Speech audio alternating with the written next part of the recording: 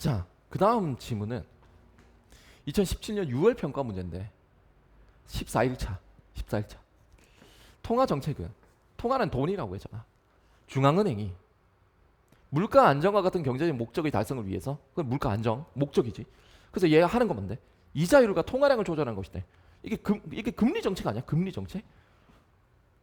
통화 정책이다라고 하는 것은 통화 정책이지. 얘 같은 경우는 중앙은행이야. 중앙은행이 있는데 얘가 하는 게 뭐야? 얘는 이자율이랑 통화량을 조절하는 거래. 이자율. 그 다음에 너 통화량을 조절하는 거야. 이자율이 훨씬 더 중요할 것 같아. 금리하고 이자율이라는 금리하고 연관성 있는 것이니까. 그러면 통화량은 알아서 조절될 수 있거든. 우리가 북한이 아닌 이상 이 돈의 양을 뺏어버릴 수는 없는 거잖아.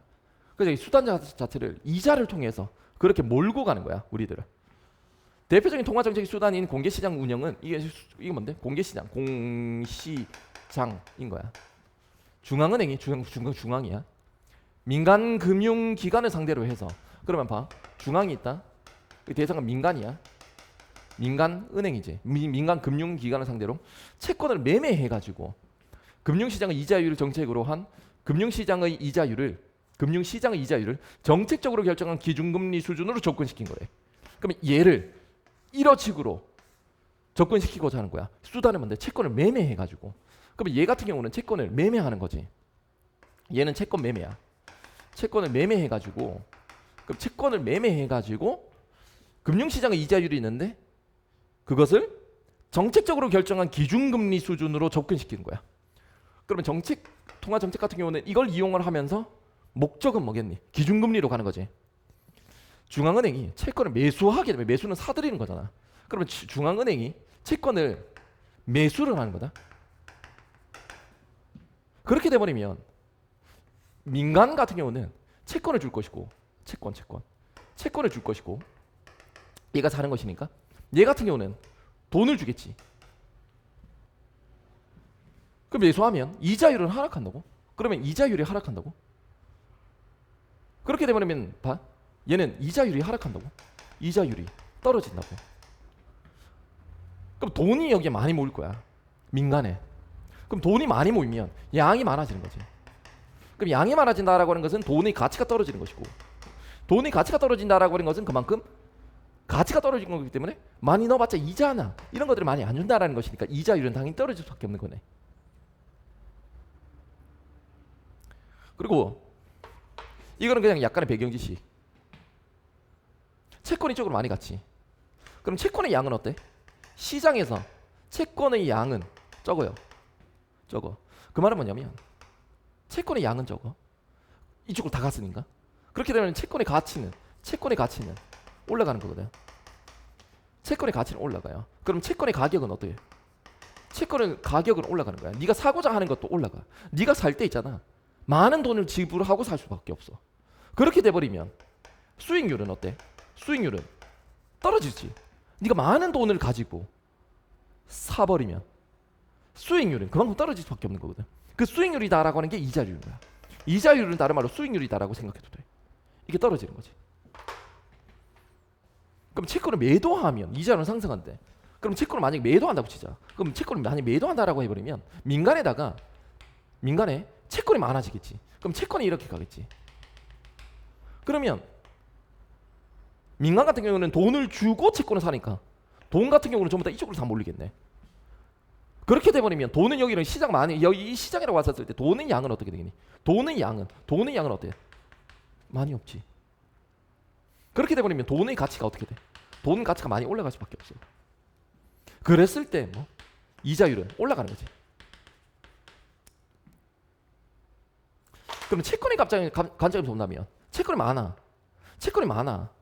채권이 여기 많아. 채권의 양이 많아. 그럼 양이 많다라는 것은 채권의 가치는 떨어질 수밖에 없는 것이고, 채권의 가치가 떨어졌다라고 하는 것은 채권 가격이 그만큼 떨어지는 거지. 채권의 가격이 떨어져. 그러면 채권 가격이 떨어진다라고 하는 것은 네가 싸게 살 수 있다는 거거든. 싸게 사고 이자는 고정 이자를 받는 거지. 그렇게 돼버리면 그만큼 수익률은 어떻게 되겠냐? 수익률은 올라갈 수밖에 없지. 싸게 산다니까. 그럼 수익률이다라고 하는 그냥 이자율이다라고 생각해도 되는 것입니까? 그 이자율이 오른다라고 생각해도 괜찮겠지. 이런 식으로 흘러가는 거네. 이자율이 하락하게 되면 이자율이 하락해. 그럼 이자를 하락한다라고 하는 것은 다른 말로 얘기하면 네가 어차피 네가 돈을 은행에 넣어봤자 이자 조금밖에 안 주거든. 0.00001% 준다라고 한다면 네 돈은 그 은행에 넣겠냐? 안 넣잖아. 차라리 다른 데 가가지고 주식이나 이런 거 사는 게 더 훨씬 더 낫겠지. 투자를 하겠지. 그럼 이자율이 하락하게 되면 소비와 투자가 확대되어서 경기가 활성화되는 거지. 그 물가 상승이 오르게 되는 거야. 이자율이 상승하게 되면 이자율이 상승해. 그러면 은행에서 만약에 50%나 2배 줄게요. 돈 맡기세요. 이렇게 된단 말이지. 그럼 네 돈을 가지고 막 은행에다 집어넣어 버리거든. 네 돈 어디 있어? 없어. 은행에 다 있어. 이렇게 되지. 그럼 경기가 위축돼 버리고 물가 상승이 떨어지는 거지. 못 사. 나 돈이 없어. 은행에 다 있어. 이렇게 되겠지. 이와 같이 공개시장 운영은 경제 전반에 파급된다. 좋아.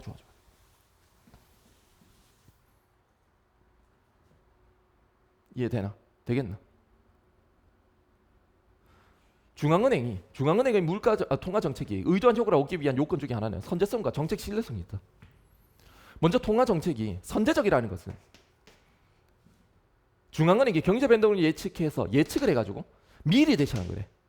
기준금리를 결정을 해. 기준값을 정해. 공개시장 운영을 실시해서 그럼 공개시장 운영이라는 건 이거 얘기하는 거잖아. 그럼 채권을 뭔가 매매한다든지 매수하든지 매도한다든지 이렇게 되겠지. 그 효과가 실제로 나타날 때까지는 시차가 발생하는데 이거를 외부 시차라고 한대. 그래서 이 때문에 선제성이 문제가 되는 거야. 예를 들어서 예시 중앙은행이 경기 침체 국면에 들어서야 비로소 기준금리를 인하한다면 그러면 봐. 경기 침체지. 그럼 얘의 목적은 경기를 활성화시켜야 될 거 아니야. 활성화시키려면 이자를 낮춰야 돼. 금리는 낮춰야 돼. 그래야 사람들이 전부 다 투자를 한단 말이야. 오케이? 그래서 기준금리를 만약에 인하한다면 언제? 이 국면에 들어서 가지고 그러면 정책 외부 시차로 인해서 경제가 스스로 침체 국면을 벗어난 다음에야 정책 효과가 발현될 수도 있는 거거든. 그럼 이러면 뭐 어떻게 문제가 되냐면 스스로 벗어났어. 그러면 경기가 어떻게 되겠니? 경기가 활성화된 거지. 근데 이때 아까 전에 기준금리 인하했다고 했어요. 이때 발휘가 된 거야. 금리를 인하시켜버린 거야. 그럼 이자가 엄청나게 떨어진 거지. 이자가 엄청나게 적어졌다라고 하는 것은 돈이 전부 다 어디로 가는 거야? 시장으로 다 가는 거야. 그럼 시장으로 다 가게 되면 경기가 활성화되거든. 그럼 여기에 더 올라가는 거지. 무슨 말인지? 여기다가 더 올라가는 거야. 여기다가 이 초록색 때문에 더 올라가게 되는 거지. 폭등이 돼버린다고 이거. 그렇기 때문에 경기 과열과 같은 부작용이 수반될 수 있다. 따라서 선제적으로 운영하는 것이 바람직하대. 또한 통화정책은 민간의 신뢰가 없이는 성공을 거둘 수가 없어요. 신뢰가 있어야 돼. 따라 중앙은행은 정책 신뢰성이 손상되지 않게 유의해야 돼. 그래 좋아. 그런데 어떻게 통화정책이 민간의 신뢰를 얻을 수 있는지에 대해서는 견해 차이가 있대. 신뢰 얻어야 되거든. 근데 방법이 좀 다른가 봐. 경제학자 프리드먼은 중앙은행이 특정한 정책 목표, 운영 방식을 준칙으로 삼아서 민간에 약속하고 어떤 상황에서도 이것을 지키는 준칙주의를 주장한대. 가령 중앙은행이 물가 상승률 목표치를 민간에 약속했다고 치자. 민간이 이 약속을 신뢰하게 되면 불안 심리가 진정되지. 믿으니까. 그런데 물가가 일단 안정되었어. 그러고 나서 안정되고 나면 중앙은행은 이제 경기를 부양하는 것도 고려해 볼 수 있죠. 그러면 정책이 변해버린 거지. 문제는 민간이 이 비일관성을 인지하면 너 경기 안정화시키는 걸로 그냥 끝나야 되잖아. 근데 경기 부양한다라고 해가지고 또 경기를 부양한다라고 하는 것은 다른 말로 얘기하면 뭐겠니? 금리를 낮춰버린 거야. 그럼 전부 다 이제 시장 돈이 많아지거든. 그럼 투자 많이 돼.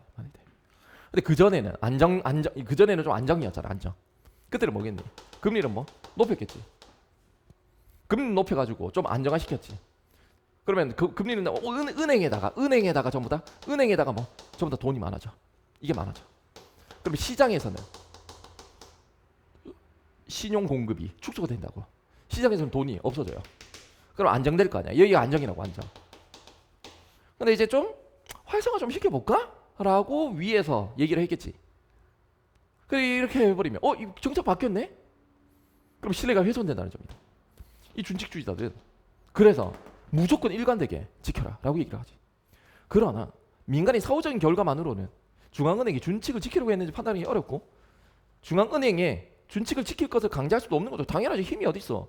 준칙주의와 대비되는 것도 재량주의야. 이건 여건 변화에 따른 신축적이래. 그래서 엄격한 실천은 현실적으로 어려워. 준칙주의가 최선인지에 대해서도 물음을 던진데, 예상보다 큰 경제 변동이 있으면 사전에 정해둔 원칙이 그 장애물이 될 수 있기 때문에, 그래서 꼭 얽매일 필요는 없다.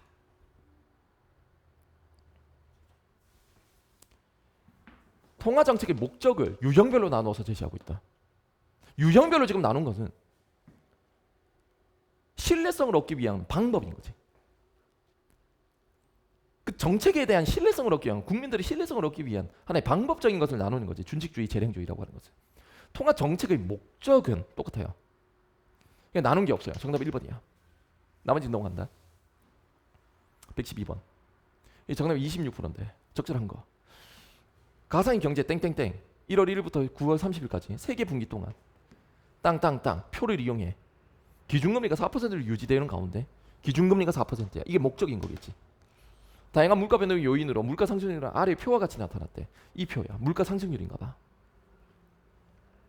단 각 분기 물가 변동은 서로 관련이 없다고 한다. 뭐 그렇다고 치자고. 그럼 여기서 일단은 잡아야 되는 건 기준금리가 4%로 유지된다라고 얘기를 하는 거지. 그랬을 때 물가 상승률이 지금 233이야. 경제학자 병은 1월 1일에 위표의 내용을 예측할 수 있었고, 국민들의 생활 안정을 위해서 물가 상승률을 매분기 2%로 유지해야 된다라고 주장을 하였대. 그럼 경제학 병 같은 경우는 목적은 얘는 2%로 맞춰야 된다라고 얘기를 하는 거. 물상을, 물가 상승률을. 이게 맞다라고 주장을 해. 그래서 선제적 통화 정책을 제안했으나 받아들이지 않았대. 선제적이다라고 하는 것은 미리 예상을 해서 미리 정책을 집행하는 거잖아. 기준금리가 아까 기준금리가 몇 퍼센트예요? 4%였지. 기준금리가 4%로 나오네? 1.5만큼 변하면 물가 상승률 위의 표와 1% 달라진대. 그러면 기준금리가 지금 4%잖아. 기준금리야. 4%야. 근데 1.5만큼 변하면, 그러면 1.5가 더 많아지게 되면 뭔데? 5%지. 1.5 C댕 5가 아니잖아. 6이잖아. 1.5가 더 적어지면 어떻게 되겠니? 1.5가 적어지면 얼마가? C댕 문과 티내네. 3이다. 이래 되잖아. C댕이 왜 이래? 미안하다. 5.5지. 미쳤나봐. 1.5만큼 변하지. 맞잖아. 씨. 5.5네. 왜 지랄이야? 5.5지. 미쳤나봐. 나 C댕 여기서부터 잘못됐잖아. 1.5 떨어지면 뭐고?